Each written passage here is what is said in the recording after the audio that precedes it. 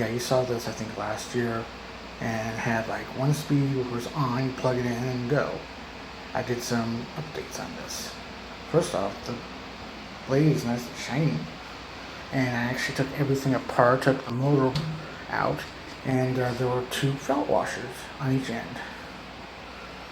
So nice. So yeah, I did both of them, and should be good to go for another 20 years or so. And here's the information. Dominion, model 2004. I really don't want to have to get the light. Hold on. There we go.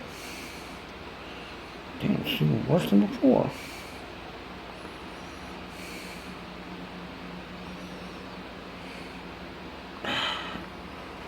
You know what? I'll just tell it because this camera's being stupid. 110 volts, 60 cycles, 30 watts. So it's going to be higher because we're running 120 something in the house.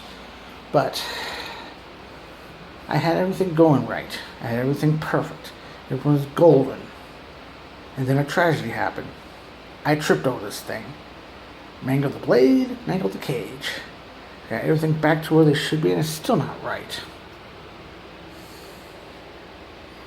But like I said, it'll do for now, because as long as the cage isn't banging up against the blade or vice versa, and plus this is going to be a shelf queen.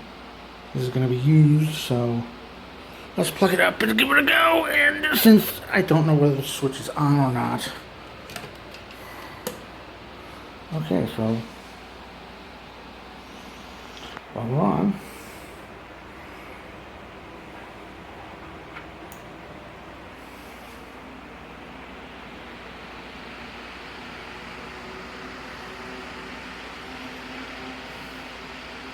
a lot quieter. Let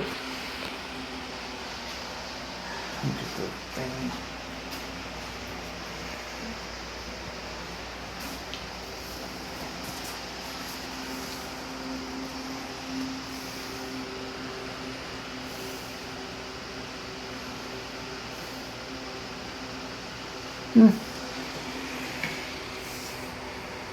So yeah, 31 watts at 4420 amps, so not bad.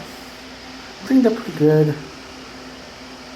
Here now spreads because I had to bend the blades a little bit because, well, I fucked this up. And we'll check the spin down time now.